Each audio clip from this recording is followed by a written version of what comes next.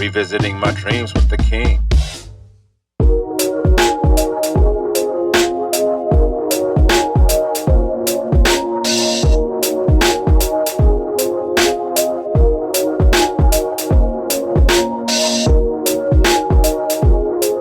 Yeah, so we're in the crew, just showed up in the city, got some beautiful little kids with us, and looks like we're gonna pick them up. Gotta get our folks right.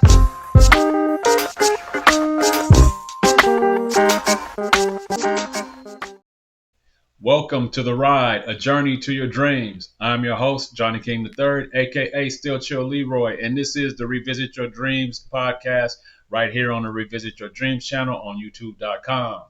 I have a very special guest today. I'm very excited to bring this guest to you. I'm sure there's going to be some nuggets and some gems and jewels dropped in this episode. So please like, share, and subscribe to this channel for future reference. Our goal here at Revisit Your Dreams is to motivate, to encourage, to inspire, to share knowledge and wisdom, to explore real life testimonies of trial, error, and success, and maybe even deliver a few laughs along the way.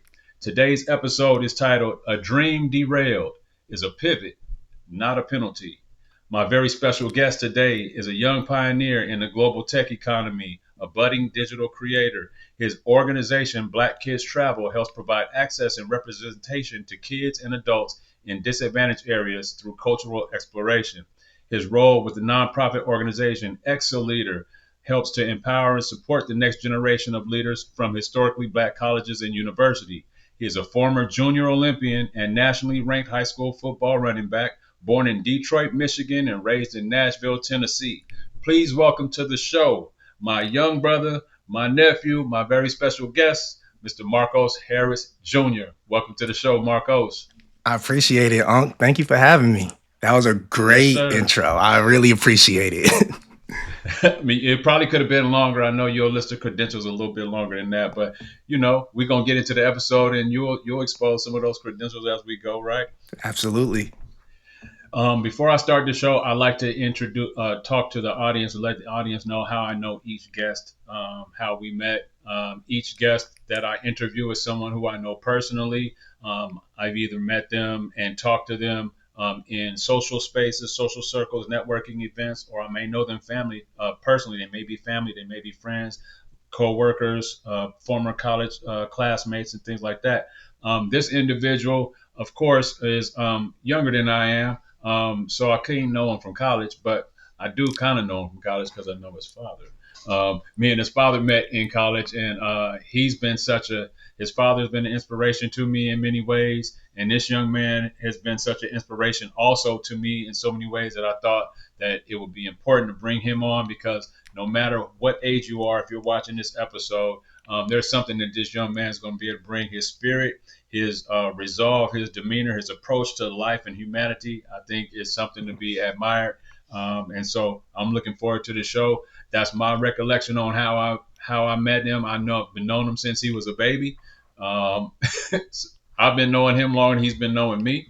But talk about our relationship and what you know about me, how we met. Absolutely. Yes. So as he said, this is my Uncle Johnny. He knew me before I was me.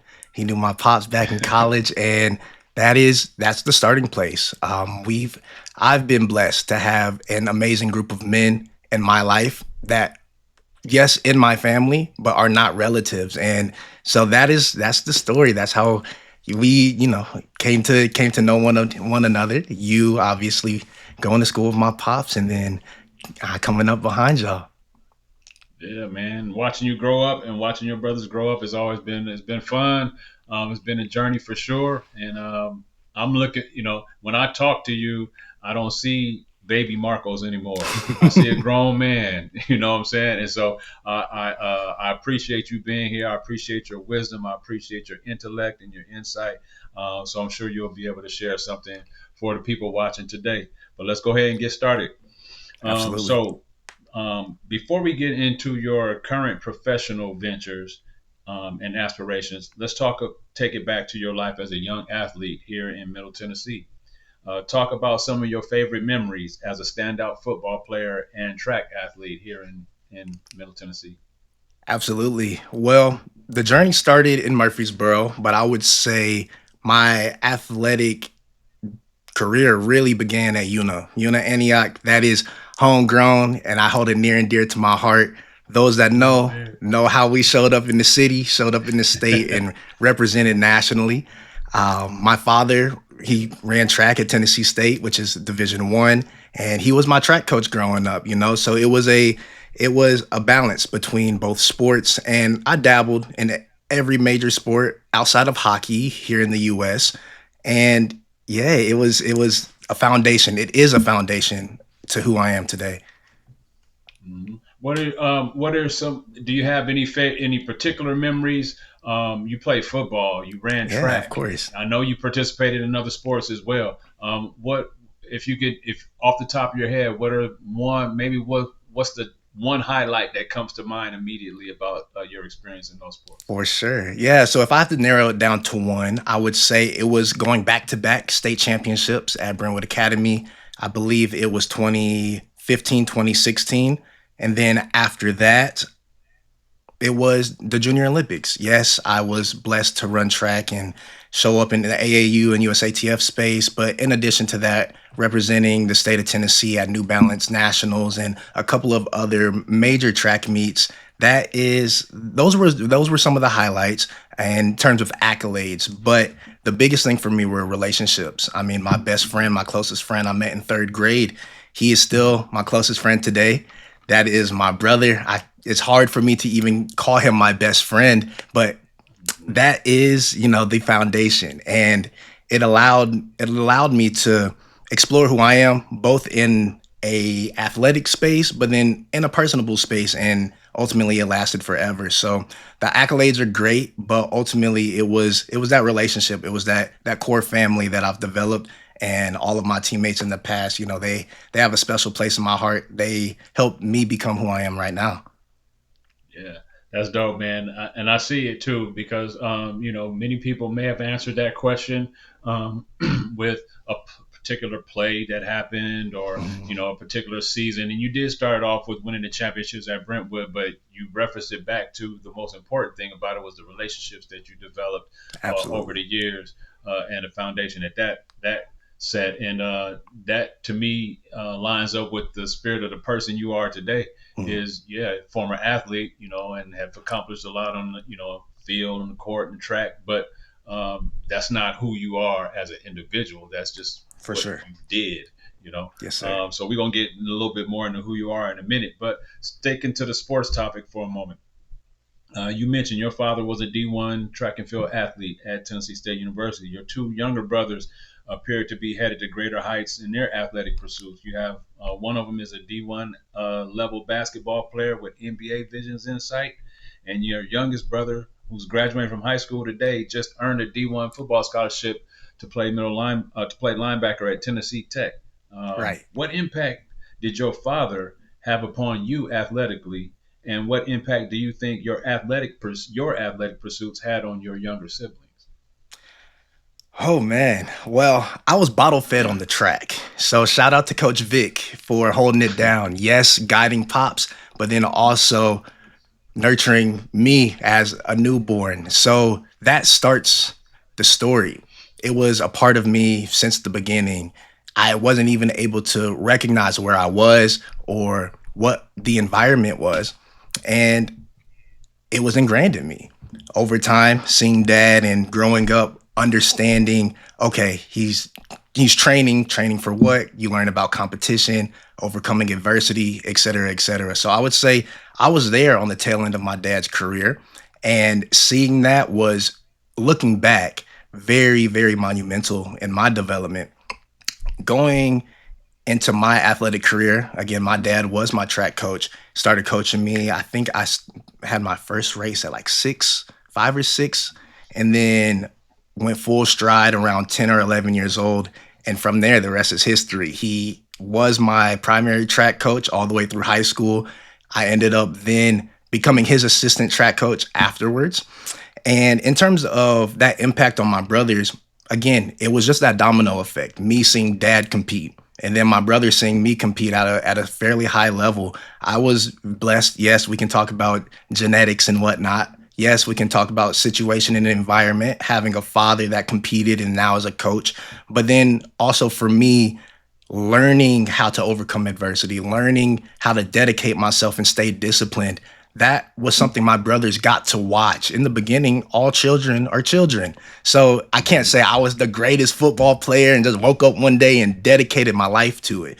But over time, that those were the decisions that I was making. And so my brothers getting to see my journey from, okay, little league, whatever, we all played there at the same time, to, oh, Mark is going to pursue this primarily and hopefully try to build his life around it. And so I think those were some of the little things that they picked up on. And again, that was what I picked up on from my dad in his career. Man, that's dope. There's definitely a legacy in the making. It's Absolutely. already established. It's already recorded just by the fact that you are born as Marcos Solomon Harris Jr. That's Yes, already a sir. legacy to begin with. But Absolutely. to for your father's athletic career to kind of translate into you and your brothers, or spill over into you and your brothers having some success in their athletic pursuits, man, I think is a great thing.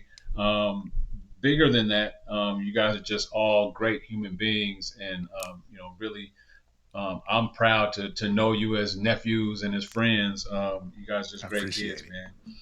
Um, you are the product of a uniquely blended family. Your father is 50% African American and 50% Filipino. Your mother is 50% African American and 50% Caucasian. Obviously, you have a very mixed DNA palette as far as racial identity is concerned. Talk about the impact that diversity in your family has had upon your view of life and your approach toward humanity. Absolutely. That's a great question. It's something I don't think about so much because we are such a blended family. We cover a variety of different skin complexions, but also nationalities. So bigger than just race, we are over all around the globe, from Croatia to Italy to the Philippines, and then of course here in the U.S. So looking really broad, that was not something that I was ever concerned about. Then we zoom in to my day to day life. And yes, in the household, yes, within the family structure, we are super blended, but my environment showed otherwise. And so, of course, I am a black man. Every single word and thought that you have of that is me. I do not shy away from that at all. And I am at the same time Filipino and white. And of course, we can get into cultural pieces and whatnot. And so for me, it's specifically African American, Black, and Filipino are the roots that have really, those were the roots that were ingrained in me at a young age. And those are the legacies that I continue to dive deeper into. We were very blessed. My grandfather, he was born in 1923. He had my dad at a late age, and I didn't get the opportunity to meet, or I met him, but I don't remember. He passed away when I was one. But hearing his legacy, hearing his story, starting in Memphis, Tennessee, hitchhiking, being part of the Great Migration, like all of the major things we learn about modern history, my grandfather lived through. And then he settled down and set roots in Detroit. On the flip side of that, my grandmother comes from the Philippines. She was 30 when she came to the US. She had already had a full life. She was an adult, well off into her career before taking that step into the unknown. So, those two stories on my dad's side really are the basis of my journey. On the flip side, on my mom's side, my grandmother and grandfather getting married in a time where it was still illegal to be together, being a black and white relationship in the US at that time was shunned. My great grandmother, a godsend. She came from Jackson, Tennessee. So it's funny how on both sides of the family, they were so close, but they were worlds apart. And she was very supportive of my grandparents' relationship. And that again was a very, very unique situation in that time. And I would argue even today. So knowing those family stories, that is what gave me this solid foundation. I know I am a black man. I knew I was a black man growing up, and I recognized that not everyone related to me. Also, being mixed race, multinational, that's a hard pill to swallow. You're too black or not black enough, or too white, not white enough. Oh, and you're Asian. What is that? Right. Yeah. And so it was a very, very unique upbringing. But I loved every moment of it. I had a great supporting cast around me. You all, your friend group and brotherhood that you all have continued to pour into. I believe it's 30 plus years now. Like, Yeah. that's unheard of, especially in today's time. So there were all of these different pieces that were pillars into developing who I am. And ultimately, the race piece was so broad, but then also so unique that there were so many lessons that came from each piece of it. Yeah. Yeah. I appreciate, that take on it because, you know, one could look at the situation being so, um, diverse in your own DNA that there's a confusion as to how you Mm, identify. absolutely. But I think it's poignant, if that's the right word to use, that you recognize the diversity in your identity, but um, you have settled with, I won't call it settling, but you have identified more closely with your African American heritage, your heritage as a black man. Might that be because of how society views you on the outside, or is that maybe because of maybe how you feel more internally, your upbringing, what you were exposed to? What do you attribute you relate? Your designation as yourself as a black man, as opposed to you just defining yourself as a Filipino man, or you're defining yourself as other. Absolutely. Well, first, I'm a global citizen. Being a dual citizen of both the US and the Philippines, that alone is a unique situation to be in. Yes, when you look at me objectively, I am a black man. But deeper than that, the foundation of community starts in continental Africa. And from there is where we get this beautiful life of humanity. So at the core, that's where it starts. Then we look into modern day cultural relevance. The black community as a whole, we are a compilation of all of the nations of continental Africa. Yes, there is even some Austronesian, Melanesian mixture within us. And here in the United States, we are merged all together. So to me, it's more about leaning into the unity of humanity, but then also of the diaspora. If we as Black people here unite and uplift each other, we show the rest of the world, but specifically continental Africa, that this is one unified family. Yes, everyone is unique in their special way, but at the core of it all, everyone has the same needs, the same values, the same foundations, and it bleeds through me. So of course, objectively, I present a certain way. Socially, I was raised in the Black community, but also it is truly who I am. I am the root of my ancestors. I walk in their path every single day, and I don't take that lightly. The reason why I ask these questions are not to point the finger at identity or race, but more so to expose your own personal pride in who you are as an individual.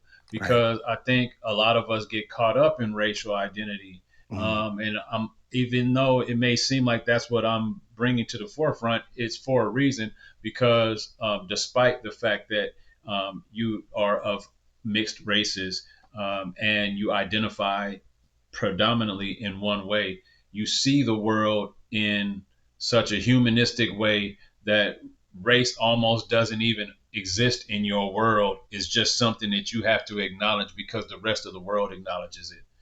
Correct. That's kind of what I get from you, and I kind of wish that the world was a little bit more. Even myself, I mean, I'm guilty of it, of not seeing color so much and focusing just on the humanity of the individual. And Absolutely. And growing to up that in the point Bay Area. too, Go ahead. I do want to lean in a little bit about seeing race is important because if you don't see color, you see black and white. And what is Hmm. that? That's the foundation of the problems that we feel today. So, Hmm. acknowledging racial identity is very, very, very important. For my experience being multinational, being multiracial, it is that internal identity conflict or crisis of what am I, who am I? And of course, your environment conditions that. For me, I do acknowledge humanity as a whole. I do believe in the unity of all human beings, but our cultures are what make us unique. Our cultures are the things that hold us closest together, but sometimes the things that bring us closest together also pushes us the furthest apart. So it's important to acknowledge your racial identity. It's important to acknowledge your culture, but also recognizing this world is full of different cultures even outside of the racial barrier. So yes, I wholeheartedly believe in humanity at its core, but I also don't want to diminish the importance and the uniqueness of individual races, nationalities, cultures, etc. That's a powerful statement, and I appreciate that, because we're 30 years apart in age, and you have a outlook and a perspective on life that is wise for your years, but also is paints a broad brush of love and acceptance. At the same time, it paints a specific brush of identifying who we are as individuals so that we could tap closer into that love that each of us has to offer and give and pull from us. So I'm just every time I talk to you, Marco, I don't know if you're watching, you listen to a young man that's very very kind of wise in his age, and sometimes I get kind of caught up, like he catches me up to the game a little bit Mhm. sometimes. So I appreciate you. Um, let's talk a little bit more about your work, what you do career wise. You founded an organization called Black Kids Travel. What's the purpose of this organization, and what's the future goals of Black Kids Travel? For sure. So to back up a little, I am the global brand strategist at Black Kids Travel. I'm not a co-founder, but I am Okay. one of the initial contributors to the organization. Black Kids Travel is, yes, an organization, but then also a community platform. So I'll start one on the organization front. We operate as a social enterprise, which means on one half, we are a nonprofit. On the other half, we are a for-profit. Through the nonprofit structure, we support organizations like Love Movement and the Ascend School back in Nakuru, Kenya. So it is humanitarian work. It allows us to touch the people, ingrain ourselves in the community, and truly leave a lasting impact.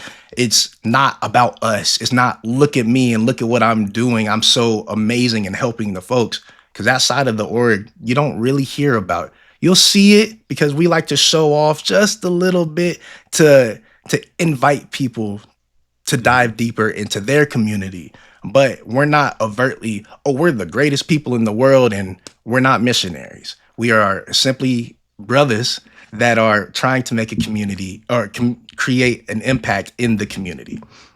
On the for profit side, we have two primary avenues right now, and they're both under the label The Journey Through Africa. The Journey Through Africa is both a cinematic experience and a group trip of cultural immersion. So we are shooting a mini docu-series of continental Africa. The goal is for us to hit all 54 countries in the next 7 years.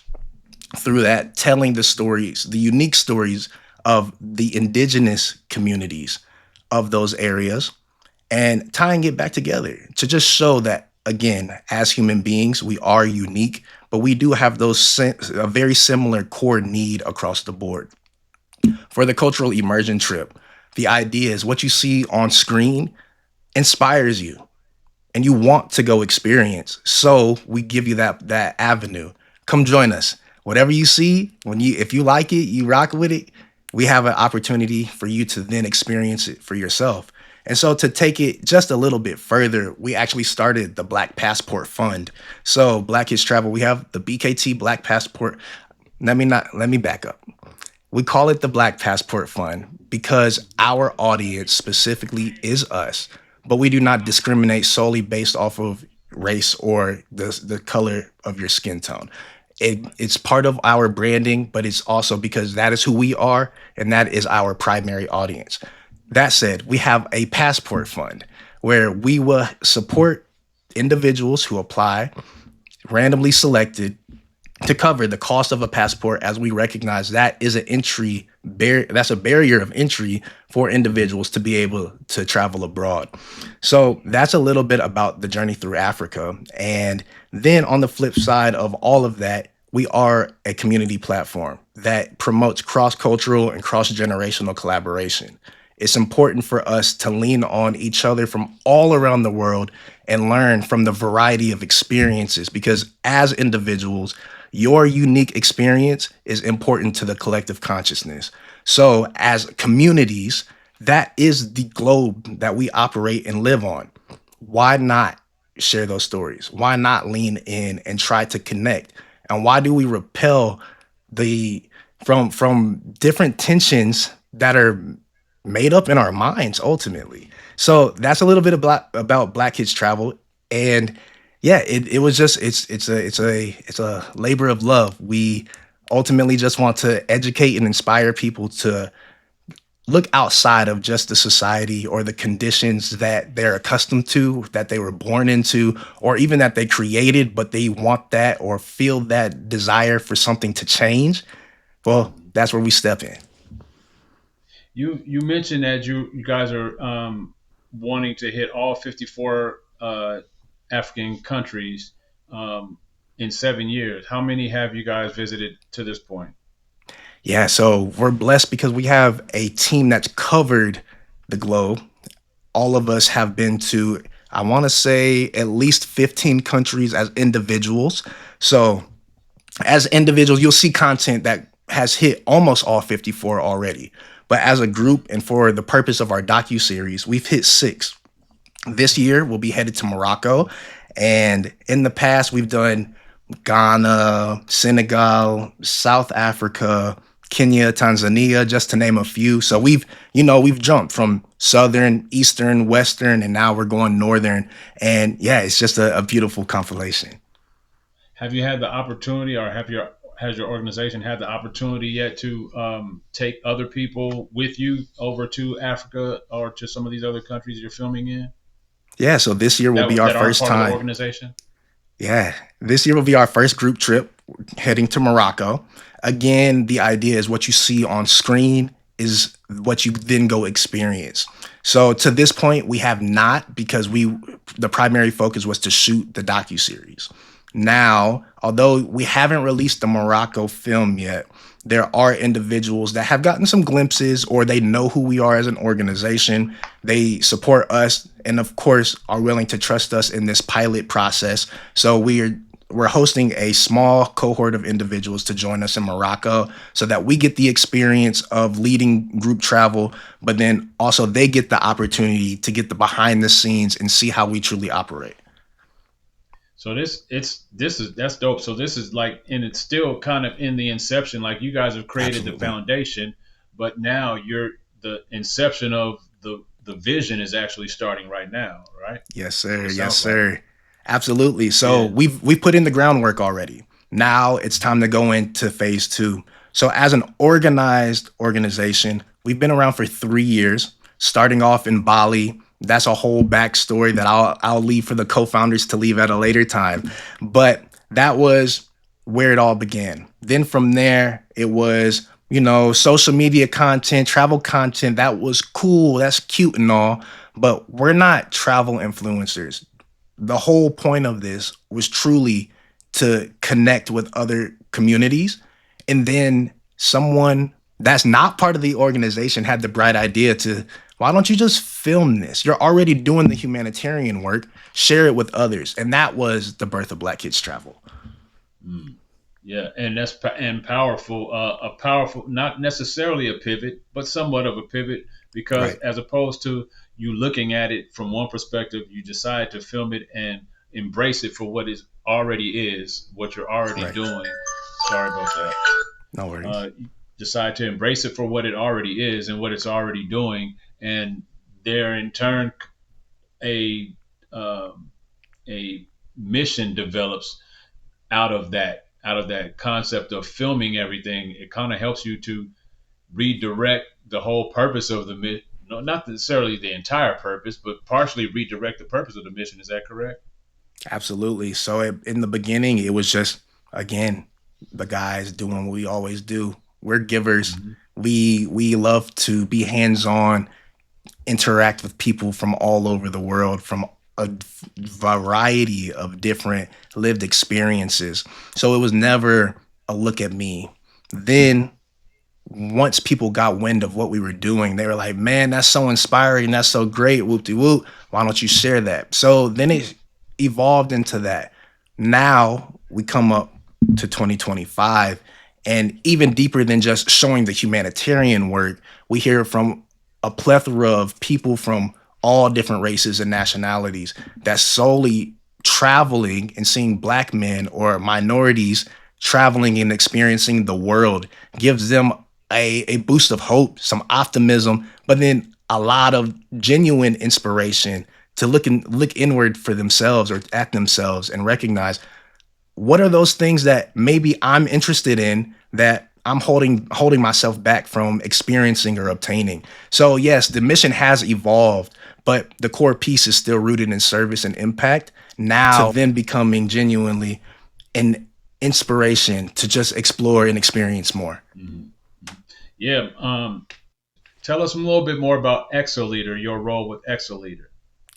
All right. So Exoleader, I serve as chief of staff, and we're a nonprofit based in Atlanta, Georgia, that's designed to develop and deploy the next generation of Black leaders through women's equity, civic engagement, and entrepreneurship, specifically through HBCU alumni and students.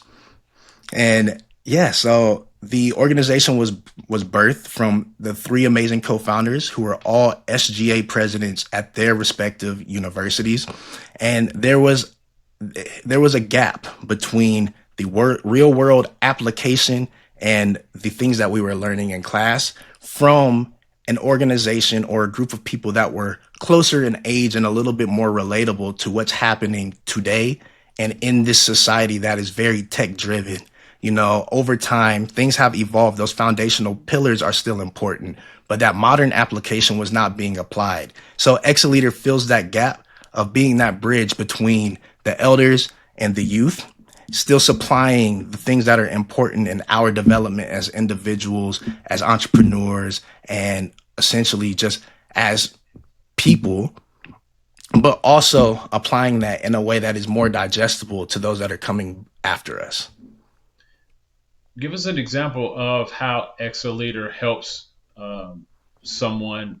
Let's say I'm a college student on an HBCU campus and I'm involved with Exoleader. I get involved with Exoleader. How can I expect to benefit from my involvement with Exoleader? For sure. So we do both cohort programming as well as just one-off or one-time events on campuses. So, for example, Vote HBCU is our civic engagement initiative, where we have a full voter registration tour. Last year, we went across 10 different campuses, registering hundreds of students across those campuses to vote. That is a touch point to Exoleader. But then from there, if you feel the desire of connecting further, we have the opportunity to become fellows. So there is a level of leadership development and a little bit more cultivation of your skills if you decided to take that next step. So we have multiple facets. We have our events that you can just come and experience and enjoy. And then we have our more structured curriculum-esque programming. What give me an example of what HBCUs have you guys worked with?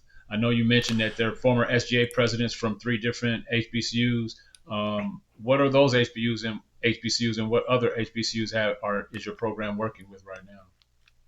For sure. So we've touched over 100 of our accredited HBCUs. Oh, wow. I believe currently there might be 115. It's fluctuated between like 111 to 117 within the last couple of years. But yes, we have touched students across 100 campuses. The three campuses that were the birth of Excelleader: Tennessee State University, Howard University, and then Dillard. And those three campuses, of course, are very unique in their culture, but they have such strong history that it was like a beautiful mixture of all three regions of the United States that host HBCU campuses coming together. And so again, we've touched so many. It's hard to just name specific ones. I would say those three campuses, of course, we go to regularly. We have major love for the AUC. We are headquartered in Atlanta, so we're there almost on a weekly basis. And other universities that we have really strong relationships include NCAT, North Carolina A&T. We hosted our first in-person voter registration activation on their campus, and we've been back every year since then. We've also done a couple of other programmings there. And then Tuskegee, that was a really good one. And then also FAMU. I would say those would kind of be the three, at least that I personally was involved with. But again, 100 plus campuses we've touched. Are all of the members that are part of Excelleader, are you all college students or former college students, or are there other members outside of the collegiate space that are working for Excelleader? Yeah, so there's a blend. Actually, for myself, I was in and out of school multiple times, transferred both from PWIs and HBCUs. And for a long period of time, I was not in school. So that said, there is a blend of that collegiate experience, but then also those of us that decided to go a different route. My journey started off in business, so I decided to go get hands-on experience rather than lecturing. We do not shy away from anybody's unique experiences, especially if they're rooted in the mission and truly they have that desire to pour back into our community. Again, our specific spotlight is on HBCU talent, but we do not discriminate for those that want to touch the work and support us in any way. We would love to have you. But in terms of our programming right now, we are fully invested in specifically supporting the HBCU student population and alumni base. I think that's amazing. I think when I think about myself, if I was to put myself in college right now, with all of the technology that is out, I can imagine that there would be a gap between what I'm being taught by older professors, older than college age students. Like if I'm a professor at 50 and I'm teaching you at 30, there's a technological gap there. And, right. If I'm a student at this age, I need to be updated and kept abreast on how I can, aptly utilize this technology and utilize new strategies and utilize current strategies to get myself through school and get myself through life, because I think there's a gap in the education space where it's textbook right. and that's it. Outside of the textbook, correct. If you're not getting that real life application on, okay, it's one thing to be prepared for a career, but how do you actually execute yourself to have success in that career in today's technological space? And that sounds like Excelleader is kind of bridging some of those gaps. Am I on point with that? That's 100%. That is a perfect interpretation of the organization, because again, it is important to have that structure. The things that we learn in higher education is important. It is applicable, but the mode of receiving that information has changed. Technology has provided much more access, and a lot of it's for free. So now it's starting to identify what are the pros and cons of university, and those organizations like ourselves that are positioned in supporting that next generation. How do we align with what we know to be true and important as we scale society, but then doing it in a new flavor and touching those students or individuals that may be having some of those questions or conflicts that you mentioned? Yeah. I think that's a great program because, like I said, there is definitely a gap in the textbook learning versus the technology that's available and the access today with AI and Chat GPT and these Right. different resources. You have access to information at your fingertips that these textbooks aren't able to keep up with.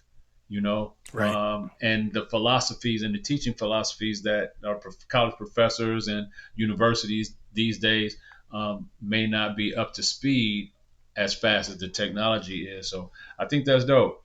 One thing I admire about you, Marcos, is your view of the world and your passion for nature and history.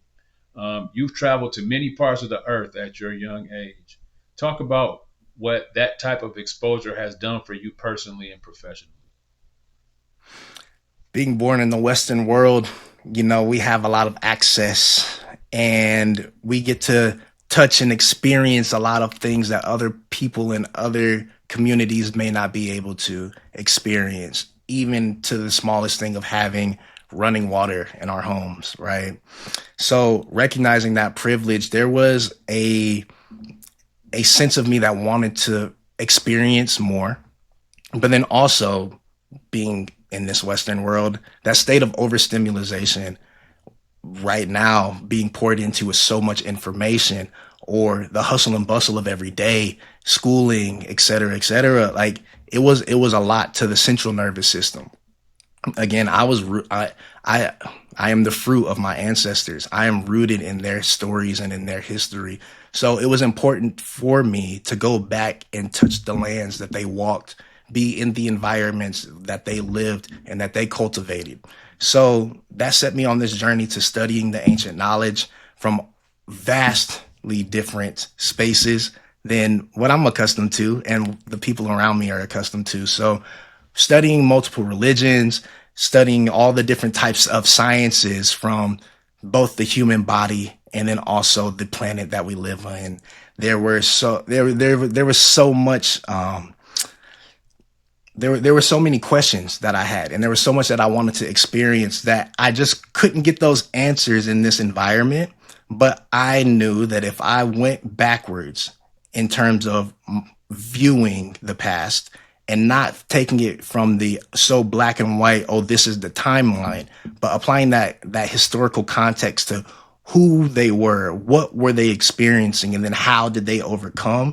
That's what drew me to go back out and experience more. So if it's diving the depths of the ocean or climbing the highest peaks of the mountaintops, I definitely just follow that path, and it has given me a lot of presence, alignment, and understanding. Man, you climbed to the top of some mountaintops and dove in the depths of the ocean before? Yes, sir. I mean, I'm a mountaineer at heart, from Mount Rainier, Mount Baker, North Cascades. I'm outside all the time. But then again, living in the Philippines, we're in the ocean. Nine Yeah, times out of 10, we yeah. just gonna go for a swim. We live a mile from the beach, and so I love it. I love it all. Man, I love the ocean too, but I ain't trying to jump in there. I'm I not love the mad ocean. at it. I ain't Not trying to mad at jump it. in They there. always say when you get in the ocean, you're either going to school or going to church. Either way, you're gonna learn something. You gonna learn something. And while y'all driving Yes, by on the sir. boat, I'll be on the shore waving at you. I There you go. ain't getting on the boat either. Not mad at it. uh, all right, man. Thank you for that though, because I admire your if you follow Marcos, if you end up going to his Instagram page or Facebook or what have you, you'll see imagery and video of travels around the world, like he talked about Black Kid Travel and the cinematic taping or recording of their journeys. Is very intriguing, very visually appealing as well, and you can learn a lot from him. So maybe he'll share I appreciate it. his handles with you when it's all said and done. Let's get back to your athletic roots. Talk about the injury that you suffered at the start of your senior year of football. What was going through your mind as it relates to your athletic future when that happened, and how did that injury impact the direction of your life going forward? Yes. So that was a very interesting time in life. So before the knee injury that you're alluding to, I had experienced a AC joint separation in my shoulder. So I have experienced athletic injuries in the past. That shoulder injury did not keep me out of the sport. It was as messed up as it could get. And the doctor told me, they were like, you can go into immediate surgery or just play the season out with a messed up shoulder. And then when it ends, we can go into surgery. So, of course, me being who I am, I played through that injury, made it through the season, had that surgery. On the tail end of that surgery, I also decided to transfer from Brentwood Academy and move back home to Michigan. And that transfer process was a lot because I was going from, yes, state to state, also leaving my immediate family and moving in with extended family, but also going from private school to public school in a completely different environment. And so I was under a magnifying glass. When I show up, you know about Brentwood Academy's history. We hear it all over the place, especially if you're here in Nashville or if you're just a fan of football. So when I transfer, radio hosts, everybody's mama wants to know why. And then it became are you being recruited and all of that, right? So it was an overwhelming experience for me. But luckily, again, I have a great supporting cast that I was just able to lean on and support me through that process. So after the transfer process, I started spring practice and everything was going great. I was ranked as one of the top running backs, linebackers, and overall athletes in the state of Michigan before even playing a down. We then went into a couple scrimmages, and that showed to be true. Everyone from the D zone specifically is who showed the most love. So shout out to y'all. But there were other publications and individuals that were highlighting my story, and they were very, very bullish on the season that I was going into. Unfortunately, 1 week, exactly 7 days from kickoff, we had our last scrimmage. It was a half scrimmage. I had maybe 2 series in the entire scrimmage, and I got tabletop. Someone went high, someone went low, ultimately ended up tearing my ACL, and that was that. So immediately after hitting the ground, I knew I couldn't stand up, but I didn't think it was that bad of an injury. It was just, a little knee pain, whatever. Ended up jogging off the field, and then my knee was swollen like a balloon for the rest of the day. But we were still fairly optimistic, doctors saying, we can just drain it. It might just be the bursa, etc. And it turned out to be a full ACL tear. Luckily, it was just ACL. It wasn't meniscus, MCL, or anything else. And honestly, because I had faced adversity in the past, it didn't hit me as hard as I thought it would. Football for me, of course, is my first love, but it was also always just an avenue to get me into a different space in life, a different place in life. May it have been to get me into school, pay my way through college. We all have professional dreams. So if it was that and making it to the league, but ultimately I recognized that being an athlete or an artist or whatever label it may be, recognizing the opportunities that come outside of just excelling in that specific area of life. And so after that injury, of course, I decided to continue to pursue football. That was, and it still is one of the loves and joys of my life. But I also knew and had that understanding that it wasn't everything. It didn't define who I am or who I was. And it was just, again, another pivot. It was an experience that I needed to go through to become who I am today. But it was also something that in that time, it was really eye-opening that, man, don't get wrapped up so much in this identity that you put on yourself or that others put on you. There's so much more to explore and experience that it kind of gave me the freedom to shed some of that skin, some of that weight that I didn't even notice that I was holding. So it was actually very, very beneficial for my life. But in that time, it was, mentally troubling to an extent, but my supporting cast had my back. And my perspective was football was always an avenue. It wasn't the end of my life. And man, I really appreciate that perspective. I think sometimes when people suffer through an injury or something significant and it derails them off of their original mission or their original goal, they can kind of shut down and kind of Mhm. just cave in. And you used it as a different mechanism. I mean, you turned it around and said, okay, let's evaluate the situation. I still love Right. myself. I'm still alive. And I love football, but I love other stuff too. So why am I going to act like Exactly. my life is over just because I can't play football? And it is, Exactly. led you to become the man that you have, the young man, grown man that you've become today, with opening yourself up to exposing yourself to other ways of life, other thought patterns, other thought processes that aren't conventional. You had a dream to go play sports and to succeed and excel in that, but you have a very unique background, from your family and the experiences that you and your mom and dad have exposed you to. And so I think it's great that you are able to take your a tragic event like that knee injury you suffered at the beginning of your senior year in football and not let it derail you from accomplishing a dream, accomplishing a goal, shooting for a vision, becoming a better version of yourself. Um, I would venture to say, not being right by your side every moment of it, that you come out a little better on the back end as a result of that injury. Would you agree? Absolutely. Yes, sir. Well, 100%. On the tail end of adversity is always a different evolution or version of yourself or the experience as a whole. And that is one of the spaces that allowed me to sit in that stillness.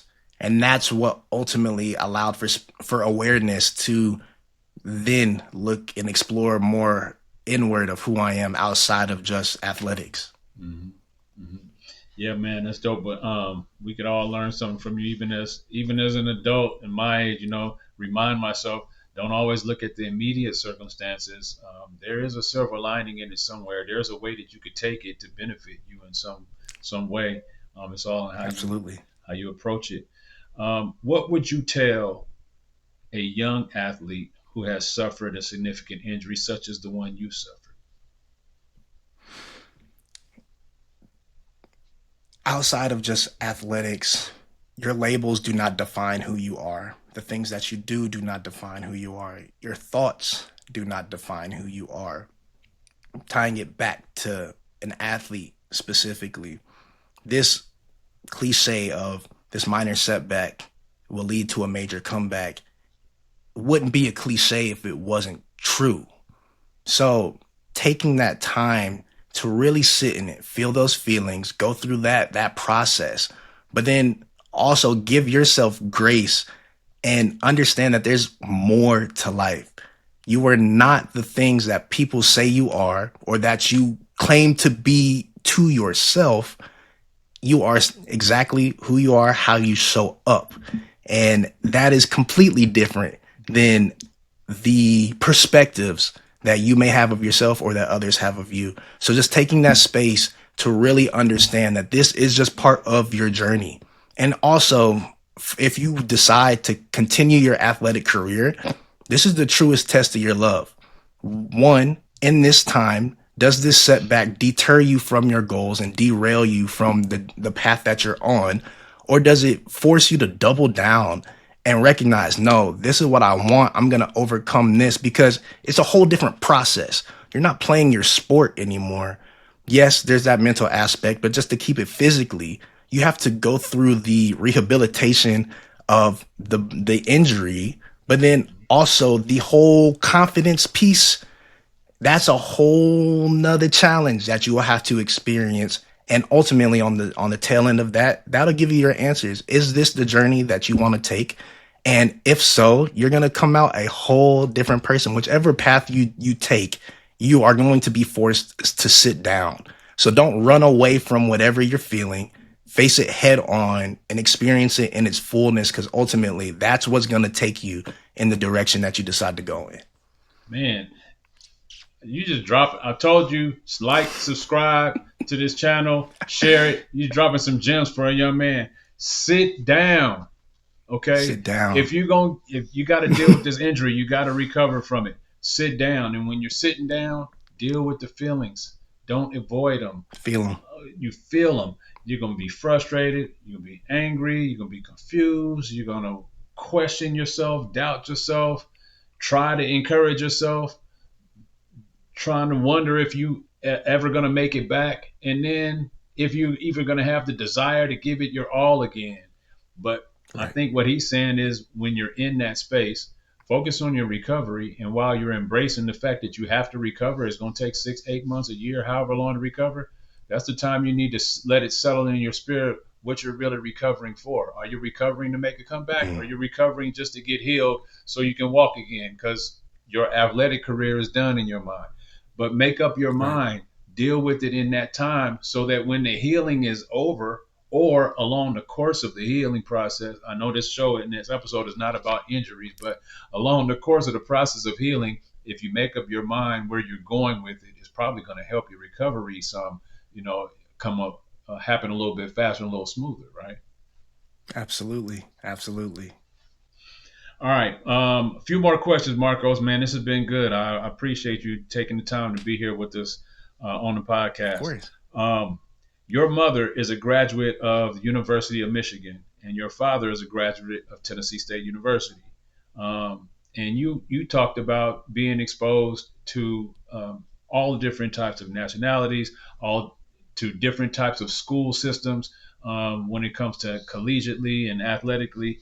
But what are your views on PWIs versus HBCUs? And I'm not trying to make this a racial question. You have a unique perspective because you grew up in a household that had a parent from each. One went to a PWI, went to a HBCU, and I'm sure your mother is just as proud of University of Michigan as your dad is of Tennessee State University. And I'm sure your mom would have loved for you to be a graduate of her alma mater, just like your dad would have as much pride of you being a graduate of his. So having that unique perspective, what is your view as a young person with parents on both sides of that fence? What's your perspective on HBCUs versus PWIs? For sure. Well, first, I believe, higher education and every system that we subscribe to, they are institutions. So it's the networks that you're joining. It's the overall education is going to be very similar. The talent pool is going to be very similar, but the experience is going to be vastly different. So it is, what are you looking for? What are you looking to get out of said experience? Some of the greatest minds in the world didn't even go to college. So to put the dropout versus graduate label on somebody is very similar to putting a PWI versus HBCU label on the institution. Now, what are the pillars? What is the core of those institutions? That's what you have to check and make sure aligns with yourself when stepping into those spaces. But when it overall, they're all institutions, and every institution that we subscribe to has different cultures and different belief systems. So it's truly what aligns with your spirit and you as an individual. The education piece is going to be very similar, but what is your desire, and what is that community that you want to cultivate? Because ultimately that's the only difference between a PWI and an HBCU in terms of the institution sense. Of course, we can get into fiduciary concerns or social implications, etc., and those are vastly different. But at its core, institutions are institutions. Mm-hmm. Yep, I agree. At their core, they serve a purpose to educate and to mold young people into Absolutely. career driven individuals. Individuals who are prepared to make a positive impact on society and the future of themselves and their families. And Right. you expect to get that no matter where you decide to go to school, whether it's a PWI, whether it's an HBCU. PWI, for some of you who may not know, private white institution. HBCU, for some of you who may not know, is historically black college university. And the only reason why we point those out is because the experiences, like you said, the education is not going to be entirely different. The experiences, though, will be different, and it's just about what you're wanting to get out of it. Your choice in the PWI and Exactly. HBCU is what you're looking to go to school for.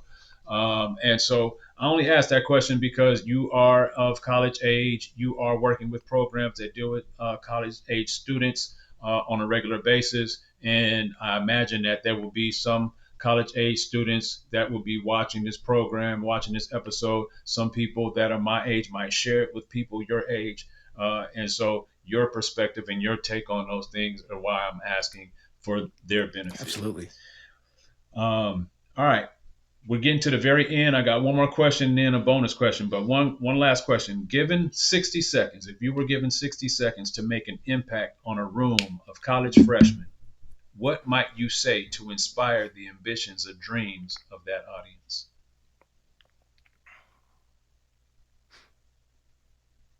I would start similarly to how I answered the question about my athletic injury. You are not your thoughts, and you are not the environment that you are accustomed to or just simply situated in.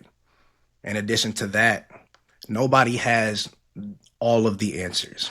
Nobody knows what we're doing or where we're going. But the elders have the lived experience to guide us and show us the different paths. So it is important to recognize, lean into your skills, your talents, your desires, but you have to do the little things the right way, consistently, in order to achieve whatever that ultimate goal is that you have for yourself. We learned that from those that came before us. This whole thing and my whole personality is simply to utilize the wisdoms of our ancestors in a modern application. Take those foundations, take those values, but recognize just because it worked for someone or didn't work for someone doesn't mean that that is going to be your reality. Take whatever you can from every situation. They say chew the meat, spit out the bones. And ultimately, that is the biggest piece. Build that network of individuals that are like-minded, so that community. But before you can build community, you have to look inward and build yourself. Identify who you are as an individual.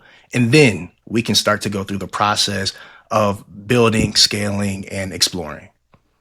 So, man, self exploration is critical to knowing yourself and to ultimately becoming who you intend to become. It's important Right. to know yourself. So, self exploration is critical. You've shared some information with the audience that I think can impact a college age individual and and a grown adult. Mm. The common themes that I hear coming from you are self awareness and determination. If I had to narrow it down to like a couple of words, For determination sure. and self awareness, I think, are what I see from you a lot. You're determined to make an impact. You're determined not to let your past experiences define you. You're determined to see the world in a different light and expose your viewpoints upon the world for that impact. And I think that's a great thing. A lot of us, especially young people, aren't thinking about others as much. They're thinking more about Right. their lives and their futures. And while you're doing that, you're advancing the lives and the futures of other people through your efforts in these organizations. So Marcos Harris Jr., I really appreciate this time. I got one more question for you before we go. For sure. It's a bonus content question I like to call "What's Your Rush?" As in Mount Rushmore. And as you know, Mount Rushmore Okay. has four iconic faces or images chiseled out of the rock there. And my question for you is, what's your rush? What are the four most inspirational people to you in your life that would appear on your Mount Rushmore? Mm, that's hard. That's super hard because everyone has left a huge impact on my life. Say my big four. I'll go. Mm, immediate family, my Lola. She is the eldest elder that I have ever been able to meet. She is 89 years old right now. She will give you her shirt off of her back. She doesn't care who you are, your background, your story. That is just ultimately who she is. And that is a reflection of her community and her upbringing. So I would say she specifically would be the face on the Mount Rushmore because she represents something much larger than just herself. I would then have to go and look backwards to in a more modern history, the Fred Hamptons and Huey Newtons of the world. So although I just named two names, I will just put the imagery of the Black Panther Party per se. That is a foundation of who I am. The education and the things that they stood for aligned with me deeply. And the fact that they were willing to put their lives on the line for those that they represent and that they care for. I would say God, whoever God is or whatever label that you put on God. For me, I spiritually do not subscribe to a religion. I do not have a specific symbol that I put between me and source. So your God, as long as it pulls you to source, and we understand that not all symbols pull you to source, that spiritual alignment, that figurehead would be the third on my Rushmore, my Mount Rushmore. That fourth spot.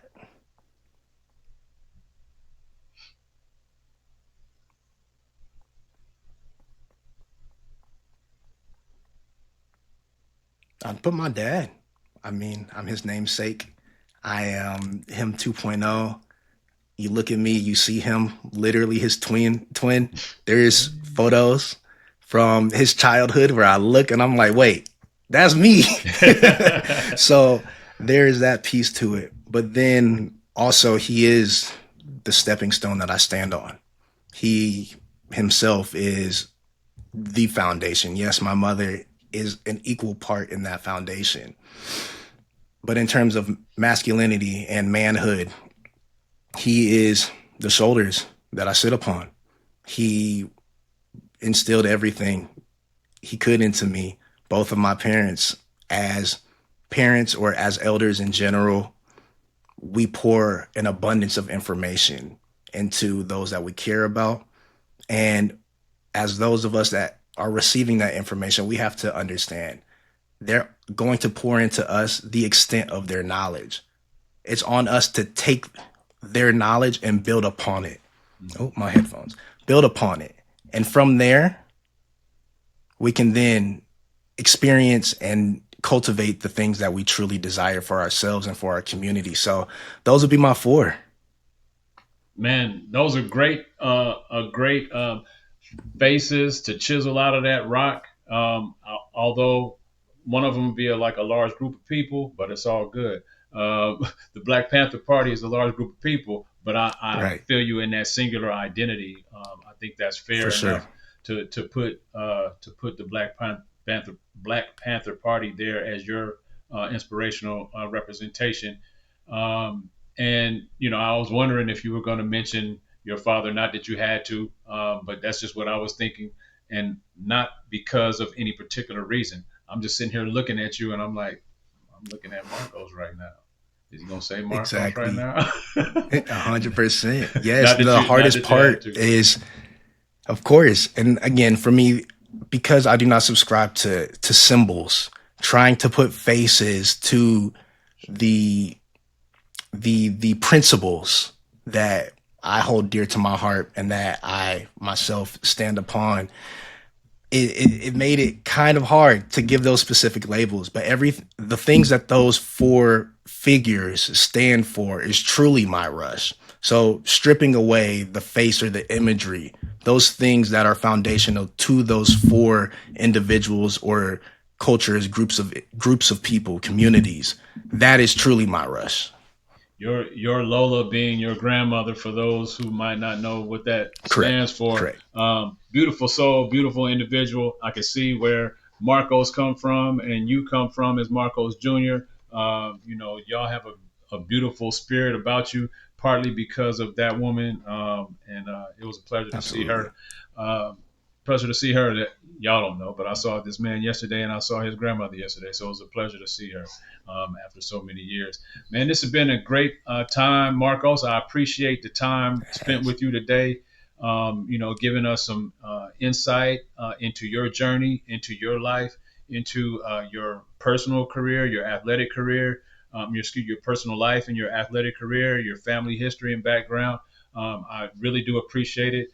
If you're watching here this episode, again, I want to encourage you to subscribe to this channel, to like and share this video. If you know another college student, if you know another athlete, if you know an individual who is an older sibling, has younger siblings, if you know of an individual who is looking to advance themselves beyond borders of the United States, of what we see in our own cities, if you want to go beyond borders of this country and explore the world, if you need guidance and assistance in getting as a college student from A to B in a new technological world, this is the type of individual you want to be connected with.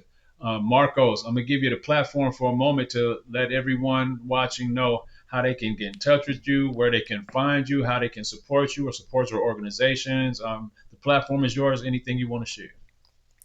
Absolutely. So you can find me across all socials at Marcos Harris Jr. or Kuya Marcos, which is KUYA MARCOS JR. And that's primarily my Instagram handle, but all of my socials will take you to my accounts, no matter which name you put in. Online or websites, you can find my personal brand at thekuyacollective.com, exaleader.com, or blackkidstravel.org. And of course, the two nonprofits that I serve at, we are fully community run and based. So if you want to support us financially, with your time, or even with your awareness, feel free to share our mission, our work, and check us out. Just come hang out and kick it with us. At the end of the day, the biggest thing is the human relationship. So if you rock with me, rock with any of the orgs, or have any questions or interests that you want to speak about, feel free to reach out. Marcos Harris Jr., young, great human being. Thank you for watching the Revisit Your Dreams channel. I want to remind you that our episodes will be airing each Thursday at 8 p.m. Eastern Standard Time, right here on the Revisit Your Dreams channel on YouTube.com. I am your host, Johnny King III, aka Still Chill Leroy. I'm gonna say that again. I am your host, Johnny King III, aka Still Chill Leroy. This has been my very special guest, Marcos Harris Jr. Thank you very much, Marcos, for spending time with us today. This is the Revisit Your Dreams channel. One love. We out. Love. That's dope. Revisiting my dreams with the king.